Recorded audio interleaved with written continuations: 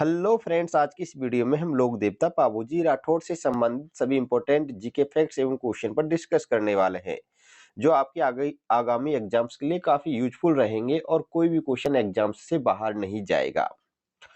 Video को अंत तक अवश्य देखिएगा, वीडियो काफी इंपॉर्टेंट होने वाला है। तो शुरू करते हैं अपने टॉपिक को। आज की इस टॉपिक में हम बात करेंगे लोक देवता पाबूजी राठौड़ के बारे में। सबसे पहले हम जानेंगे पाबूजी के जन्म के बारे में कि पाबूजी का जन्म विक्रम संवत 1296 में हुआ था। अगर बात करें ईस्वी में तो इनका जन्म 1239 ईस्वी को हुआ था। और जन्म स्थान की बात करें कि इनका जन्म स्थान क्या है, तो फालोदी जिले के कोलमुंड नामक गांव में पाबूजी राठौड़ का जन्म हुआ था। लोक देवता पाबूजी के पिता का नाम धानलजी राठौड़ था, जबकि माता का नाम कमला देवी था। लोक देवता पाबूजी के बड़े भाई का नाम बूढ़ोजी और बहनों का नाम था सोनाबाई और पेमाबाई, और इनके गुरु थे समर्थ भारती। देखिए, बेसिक जानकारियां हैं और इनसे संबंधित जो इंपॉर्टेंट फैक्ट्स एवं जीके क्वेश्चंस हैं वो हमने सभी मान्यता प्राप्त पुस्तकों, एनसीईआरटी, आरबीएससी और विभिन्न लेखकों के द्वारा लिखी गई अन्य पुस्तकों से लेकर ये कंप्लीट नोट्स आपको यहाँ पे बनाया है लोक देवता पाबूजी से संबंधित। ठीक है, अब बात करें हम दादाजी की कि लोक देवता पाबूजी राठौड़ के दादाजी का नाम क्या था। दादाजी का नाम था रावस्थान। इंपॉर्टेंट है, एग्जाम्स में आ चुका है और आने लायक पॉइंट भी है कि रावस्थान किस लोक देवता के दादाजी का नाम था। तो याद रखना है, पाबूजी राठौड़ के दादाजी का नाम था।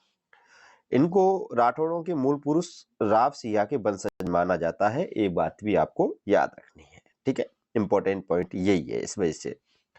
अब नेक्स्ट पॉइंट में देखेंगे, पाबूजी लोक देवता पाबूजी की पत्नी का नाम था फूलमदे, जिनको शुभ प्यार दे के नाम से भी जाना जाता था, और ये अमरकोट के राजा सूरमल सोड़ा की पुत्री थी। ठीक है, अमरकोट वर्तमान में पाकिस्तान में है। ठीक है, एक बात याद रखनी है। तो ये अमरकोट के राजा थे सूरजमल सोढ़ा, उनकी पुत्री थी फूलमदे, जिनको शुभ प्यार दे के नाम से भी जाना जाता है। कई कई जगह पे इनका नाम शुभ प्यार दे भी मिलता है। बात करें पाबूजी राठौड़ की घोड़ी यानी वाहन की, कि इनका वाहन थी, घोड़ी थी, और उस घोड़ी का नाम था केसर कालमी। बहुत इंपॉर्टेंट है, बहुत ज्यादा एग्जाम्स में पूछी गई है कि पाबूजी राठौड़ के वाहन का नाम क्या था। तो याद रखना, केसर कालमी घोड़ी थी, और ये घोड़ी इनको देवल चारडी से प्राप्त हुई थी, यानी देवल चारडी ने इनको ये घोड़ी प्रदान की थी, और देवल चारडी से उनकी गायों को बचाने का इन्होंने वचन दिया था इस घोड़ी के बदले। ये बात भी आपको याद रखनी है। बात करते हैं नेक्स्ट अगले पॉइंट की कि लोक देवता पाबूजी का प्रसिद्ध मंदिर कहां पर है। तो याद रखना है, लोक देवता पाबूजी का प्रसिद्ध मंदिर फालोदी जिले के कुलमुंड नामक स्थान पर ही है, जहां इनका जन्म हुआ था। ठीक है, अगर बात करें कि लोक देवता पाबूजी का मेला कब लगता है, तो इनका मेला चैत्र अमावस्या को लगता है और कोलमुंड फालोदी में ही लगता है।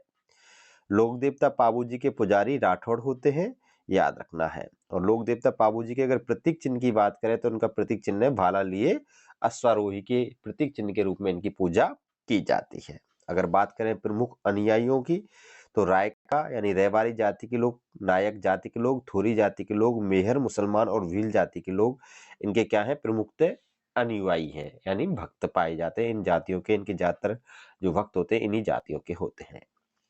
इनसे संबंधित अगर वाद्य यंत्र की बात करें तो इनसे संबंधित वाद्य यंत्र है रावण हत्ता और माठ वाद्य यंत्र है। इनके भजन रावण हत्ता और माठ वाद्य यंत्र के साथ गाए जाते हैं। आगे हम बात करेंगे कि कौन सा भजन यानी क्या क्या चीज किस वाद्य यंत्र के साथ गाई जाती है, इन पर भी हम चर्चा करेंगे।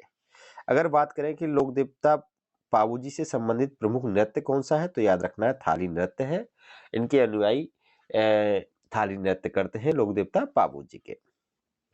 अब बात करते हैं कि पाबूजी के अन्य नाम या उपनाम क्या क्या हैं। तो याद रखना है कि लोक देवता पाबूजी के अन्य नाम कौन से हैं, इनको अन्य किन नामों से या किन उपनामों से जाना जाता है। तो लोक देवता पाबूजी को गौ रक्षक देवता कहा जाता है। इसके अलावा प्लेग का रक्षक देवता कहा जाता है। इसके अलावा इनको ऊंटों का देवता कहा जाता है। इसके अलावा इनको लक्ष्मण के अवतार के रूप में भी जाना जाता है। इनको हाड़ फाड़ के देवता भी कहते हैं। तो याद रखना है, अगर आपसे क्वेश्चन पूछ ले कि राजस्थान के किस लोक देवता को हाड़ फाड़ के देवता या प्लेग रक्षक देवता कहा जाता है, तो आपको बता देना है लोक देवता पाबूजी को कहा जाता है। देखिए, सभी इंपॉर्टेंट फैक्ट्स हैं, नोट्स के रूप में हम आपको यहाँ पे ये अवेलेबल करवा रहे हैं। एक तरीके से समझो हैंड नोट्स ही है आपके लिए, जो टाइप करके बना दिए गए हैं। अब हम बात करते हैं लोक देवता पाबूजी के सहयोगियों के बारे में। तो इनके सहयोगियों में मुख्य रूप से हरमल जी का नाम आता है, याद रखना है। वैसे इनके सहयोगी थे चांदू जी, सावंत जी, डेमा जी, हरमल जी, सल जी, सोलंकी। ठीक है, ये इनके क्या थे, बाबू जी के मुख्य रूप से सहयोगी थे, ये बात याद रखनी है। और मुख्य रूप से इनके जो सहयोगी के रूप में ज्यादातर नाम मिलेगा आपको, हरमल जी का नाम मिलेगा। अब हम बात करते हैं गायों की रक्षा का वचन। मैंने अभी इसके बारे में बात की है आपसे कि देखिए, लोक देवता जो पाबू जी थे, जब फूलमदे यानी सुप्यारदे से शादी करने के लिए अमरकोट गए थे, तो इनके उनको जाने के लिए घोड़ी की आवश्यकता थी, जो सबसे सुंदर घोड़ी हो। और ये सबसे सुंदर जो घोड़ी थी, जिसका नाम था केसर कालमी, और ये घोड़ी थी देवल चारडी की। किसकी थी? देवल चारडी की। तो देवल चारडी से यह घोड़ी किसने ली थी?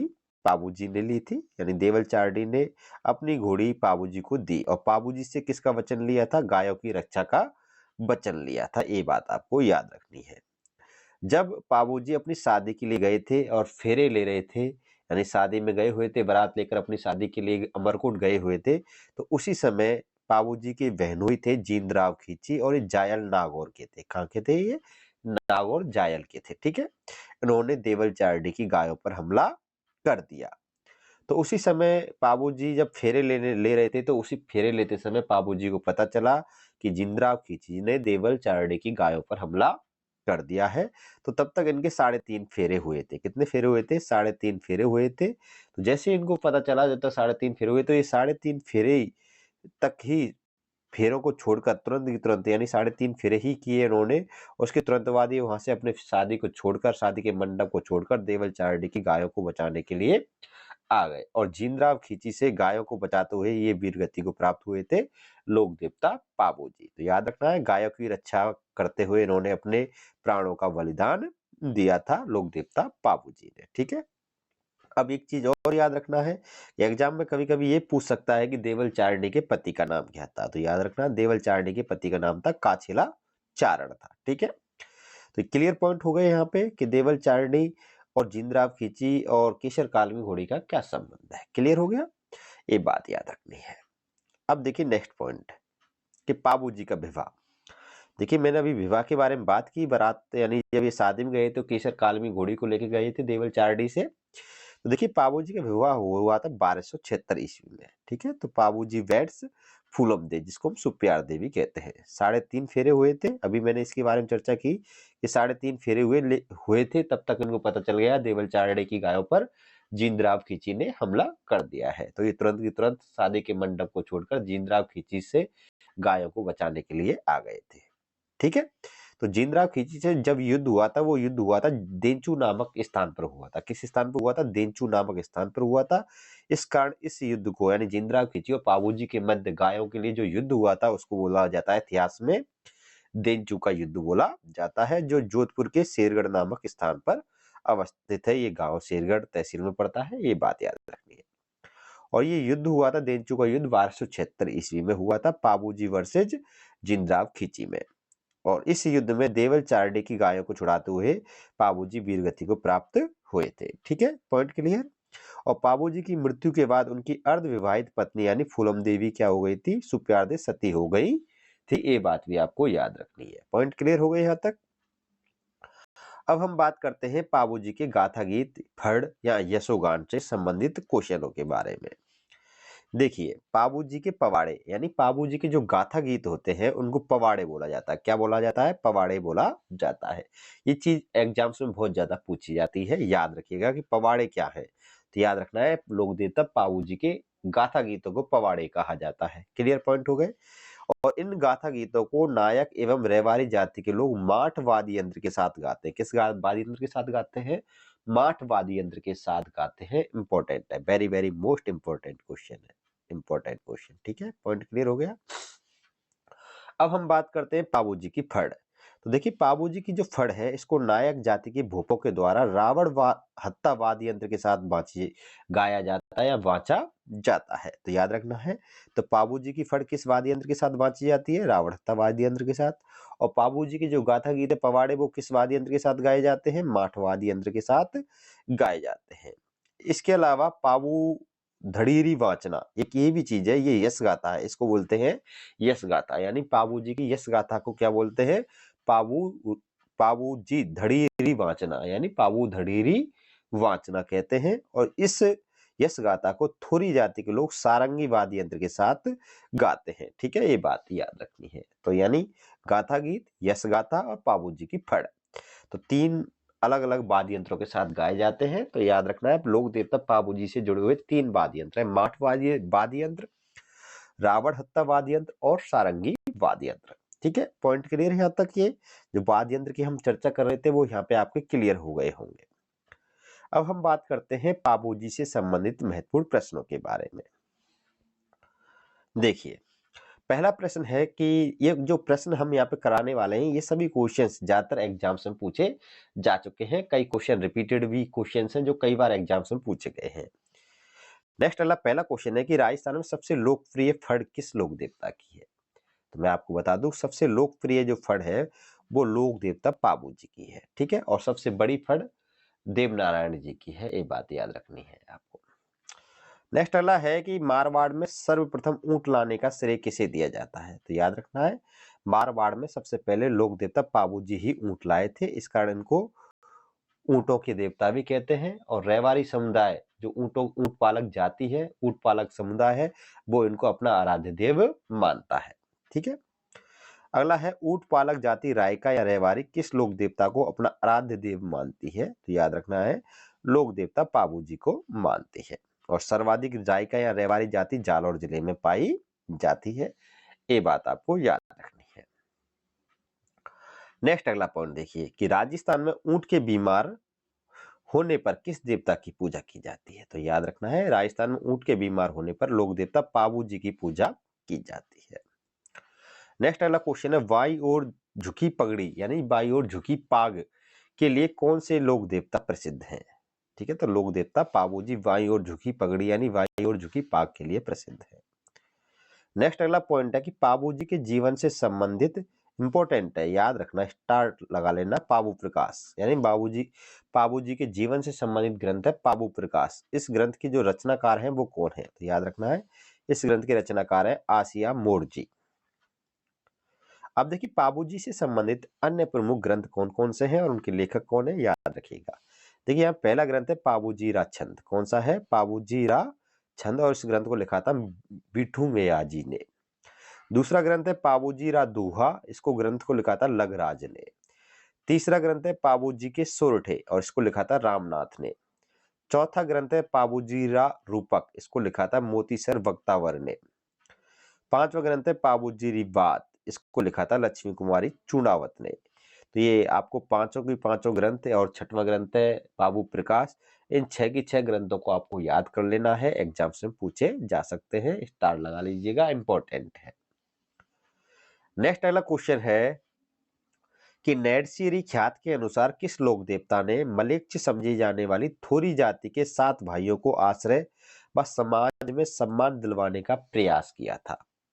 तो याद रखना है, लोक देवता पाबू जी ने ये काम किया था, आपको याद रखनी है बात। ठीक है, और ये 7 भाई कौन कौन से थे, इनके नाम आपको याद रखने हैं, चांदा देवा खापू, चांदा देवा खापू पेमा खलमल कंधार चासल। ठीक है, ये 7 भाई थे। नेक्स्ट अगला क्वेश्चन है कि किस लोक देवता को मेहर मुसलमान पीर मानकर पूजते हैं? तो याद रखना है, मेहर मुसलमान पीर के रूप में किस लोक देवता की पूजा करते हैं? पाबू जी की। ठीक है, इस क्वेश्चन को कई बार लोग इस क्वेश्चन में कई बार लोग गोगा जी को करके आ जाते हैं, याद रखना है, गोगा जी नहीं पाबू जी है। ठीक है, अगला क्वेश्चन है कि आना बघेला जैसे शक्ति संपन्न शासक के 7 भगोड़े यानी थोरी जाति के भाइयों को किसने आश्रय दिया और अपने प्रधान सरदारों में स्थान देकर हमेशा उनको अपने पास रखा? ये अभी हम पढ़ चुके हैं, क्वेश्चन रिपीटेड क्वेश्चन है, तो याद रखना है, पाबू जी ने। आ चुका है क्वेश्चन एग्जाम्स में। नेक्स्ट अगला क्वेश्चन है कि पाबू जी के अनुयायियों द्वारा किया जाने वाला कौन सा लोक नृत्य है? तो याद रखना है, पाबू जी के अनुयायियों के द्वारा थाली नृत्य किया जाता है, जिसकी हम पहले ही चर्चा कर चुके हैं। अगला है पाबू जी के अनुयायी विवाह के अवसर पर कितने फेरे लेते हैं? तो याद रखना है, पाबू जी के जो अनुयायी होते हैं वो विवाह के अवसर पर 3.5 फेरे लेते हैं। ठीक है, अगला क्वेश्चन है, इतिहासकार मुहूर्त नेडसी, महाकवि मुर्जी आसिया तथा लोगों में प्रचलित मान्यता के अनुसार किसका जन्म वर्तमान बाड़मेर से 8 कोस आगे खारी खावड़ के जूना नामक ग्राम में अप्सरा के गर्भ से हुआ था? तो याद रखना है लोक देवता पाबू जी का। और ये जो क्वेश्चन है ये हमने 10th की क्लास से लिया है और 10th की क्लास में पॉइंट आपको मिलेगा, आपको बहुत अच्छा फैक्ट्स है कि अप्सरा नामक गर्भ से, है ना। तो याद रखना है पाबू जी का हुआ था, याद रखना है आपको। ठीक है, ये थे दोस्तों लोक देवता पाबू जी से संबंधित सभी इंपॉर्टेंट क्वेश्चंस। वीडियो पसंद आए तो वीडियो को लाइक करिएगा, शेयर करिएगा। आप हमारे चैनल पर नए हो तो चैनल को सब्सक्राइब अवश्य कर लीजिएगा, क्योंकि ऐसे कंटेंट आपको देखने के लिए मिलते रहेंगे। और फिर मिलेंगे हम नेक्स्ट अगली वीडियो में, तब तक के लिए अलविदा, बाय बाय।